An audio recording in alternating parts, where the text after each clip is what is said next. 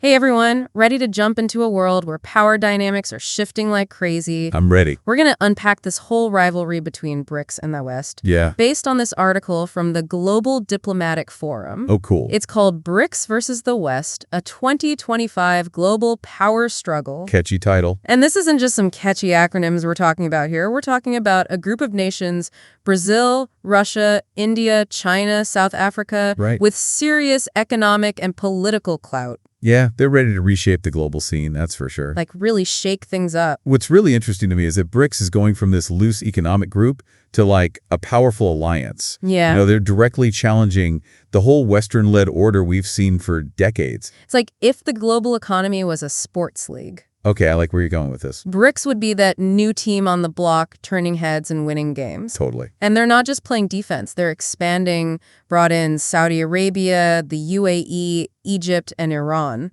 Yeah, that's a power move. That brings them to over 45% of the world's population. Wow. And over 30% of global GDP.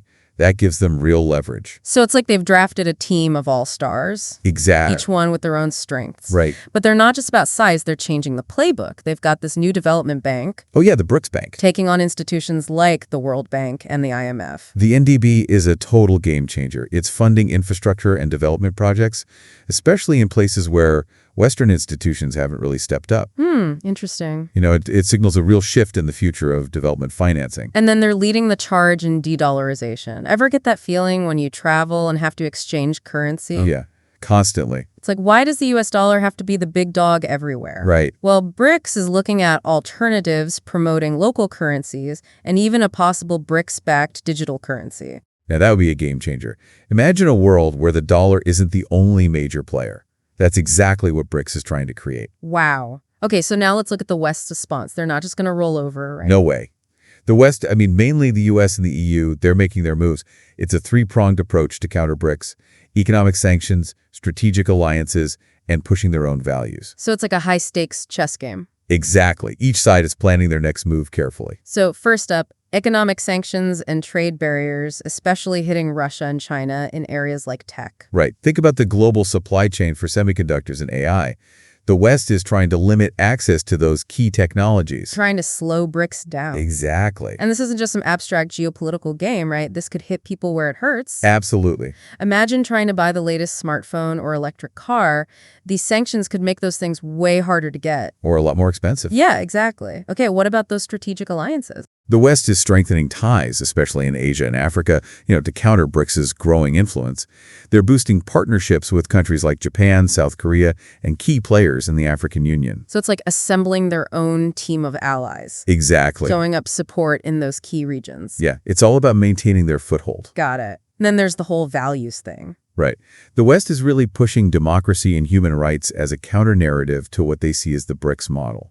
They're using platforms like the Summit for Democracy to rally support around those ideas. It's not just about economic and political power then. It's also about controlling the narrative, winning hearts and minds. Absolutely. It's about shaping how the world sees them. So this rivalry is playing out very clearly in three key areas: technology, trade and resources, and global governance. Each one is like a major battlefront in this global power struggle. Yeah, you hit the nail on the head.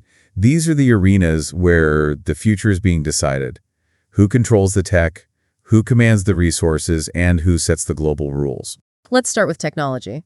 Imagine a world where AI, quantum computing, and renewable energy are advancing at lightning speed. BRICS, especially China, is pouring money into research and development. They're pushing the limits of what's possible. China definitely sees tech as their ticket to global dominance. They've made huge leaps in 5G, artificial intelligence, and renewable energy. But the West isn't sitting back and watching. Oh, no, not at all. They're investing heavily, too, trying to stay ahead in the tech race. So it's a global race for tech supremacy. Absolutely. And it's happening faster than ever before. Okay, so what about trade and resources? The global South has become like the main battleground, with both sides scrambling for things like minerals and energy. It makes sense. BRICS has Russia and Saudi Arabia, huge players in oil, gas, and minerals. Right. Those are the building blocks of economic and military power, and BRICS has a natural advantage there. And this is reshaping global trade routes and partnerships, right? Countries are siding with whoever they think will help them the most.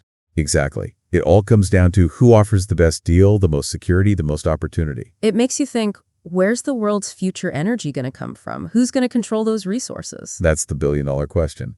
And the answer will have huge implications for the balance of power for decades to come. Okay, last but not least, the battle for global governance. Basically, who gets to set the rules? Right. Think of it, the UN, the World Bank, the IMF.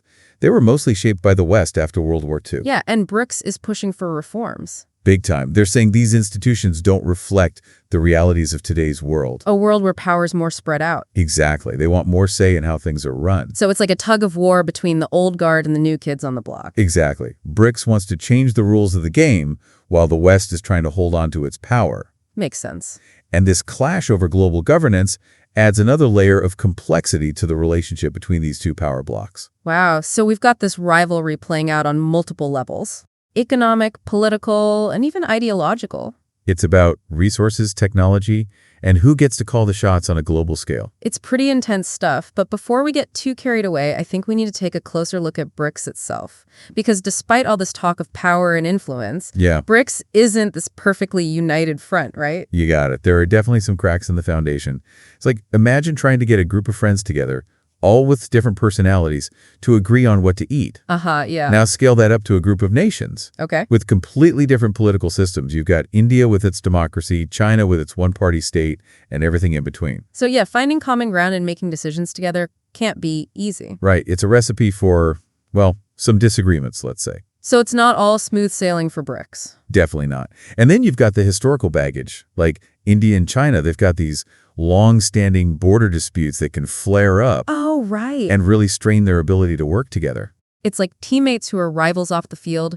Those tensions can mess up the game plan. Exactly. It's like trying to win a championship when your players are fighting amongst themselves. And let's not forget the economic differences within BRICS. Oh yeah, that's a big one. Some members are racing ahead economically, while others are lagging behind. You've got China, this economic powerhouse, right alongside nations with developing economies. It makes you wonder if everyone in BRICS is really benefiting equally. Right. It's like trying to run a relay race where some runners have top-notch gear and others are wearing, I don't know, flip-flops. Yeah, that's a good analogy. It makes you wonder if they can really function as a cohesive unit with all these internal challenges. Yeah. And so this brings us to the bigger question. What does this rivalry between BRICS and the West really mean for the global order? You know, the way things have been run for decades. That's the question everyone's asking, right? We're seeing the ripple effect already. Alliances are being redefined. Nations in the global south, places that used to be aligned with the West, they're starting to look at BRICS as a new partner. So it's like they're diversifying their relationships, opening up to new possibilities. Exactly. They're seeking out new markets, new sources of funding for development, and a seat at the table where global decisions are made, one that better reflects their interests. And this shift towards a world where power isn't just concentrated in one place. Yeah. What do you call it? A multipolar world. Exactly. It presents both opportunities and challenges for everyone involved. Yeah. I'm curious, what are you seeing in your part of the world? How's this shift playing out? That's a great question. You know, it's different everywhere, but the common thread is that countries are realizing they have more options now. They don't have to just align with one bloc and the other. Right. They can play the field a bit. Exactly. They can leverage their relationships with both BRICS and the West to get the best deals and advance their own interests. Okay, so that makes sense. But let's talk about the economic side of things, especially with BRICS pushing to ditch the US dollar. The de-dollarization thing. Yeah. What happens if they actually manage to create a real alternative? Like, we've lived in a world where the dollar has ruled for so long. I know. It's been the go-to currency for global trade, the safe haven for investors. The thought of that changing, well, it has a lot of people worried. I bet. You know, for decades, the dollar has given the U.S. a lot of power, both economically and politically. Right. A shift away from that could have huge consequences. So what, we could end up with a totally different global financial system? It's possible. We might see multiple currencies competing for dominance, which could lead to more volatility and uncertainty, like stepping into uncharted territory. That's kind of unsettling, honestly. Yeah, it's definitely something to watch closely. And on top of all that, there's the potential to see more geopolitical tensions, right? As BRICS and the West keep competing, what happens if things escalate? That's a real concern. Think about places like the South China Sea, where China's been making some pretty bold moves and has rattled neighboring countries in the U.S. Right. Or Eastern Europe with the conflict in Ukraine, highlighting the deep divisions between Russia and the West. And even in Africa, you've got both sides vying for influence, trying to secure resources and build alliances. It's like a global chessboard, with each move having the potential to trigger unintended consequences. Yeah, the stakes are definitely high. And for people living in these regions, it's not just some abstract game, it's their reality. Their lives are directly affected by these power struggles. So as we wrap up our deep dive into this rivalry, Yeah. what are your big takeaways? What are you thinking about as we look ahead to this world where BRICS is challenging the old order? One thing that really stands out to me is that this isn't just a competition between two sides. It's much more nuanced than that. Right. It's not as simple as black and white, good versus bad. Exactly. And the article we discussed didn't try to predict a winner, which I think is really telling. Yeah, it's not like someone's going to score a knockout punch and it's game over. Right. This is a long game, and the outcome is far from certain. So we're witnessing this historic shift, but we don't know where it's going to lead. And that's what makes it so fascinating, right? I think so. It keeps you on the edge of your seat wondering what's going to happen next. It really feels like we're at a turning point in history.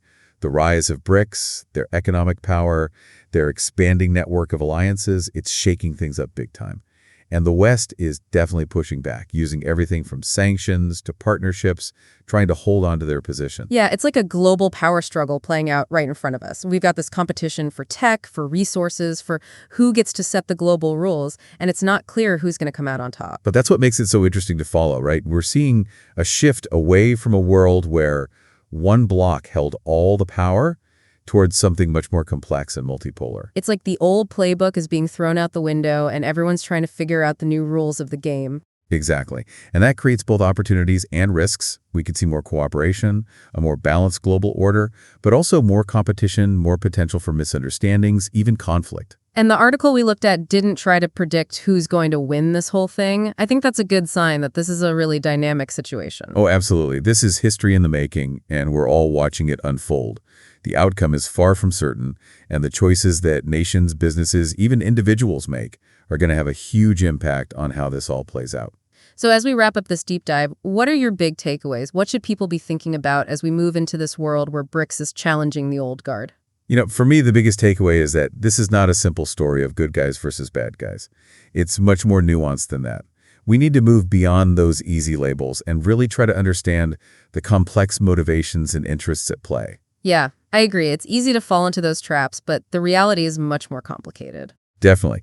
And this rivalry is going to touch every aspect of our lives, from the technology we use, to the prices we pay for goods, to the stability of the global system. So we need to pay attention, right? This is something that's going to shape our future in a big way. Absolutely. This is something we all need to be thinking about, learning about, and engaging with, because the choices we make today will have a ripple effect for years to come. Well said. And on that note, I want to thank you for joining us for this deep dive into the BRICS versus West rivalry.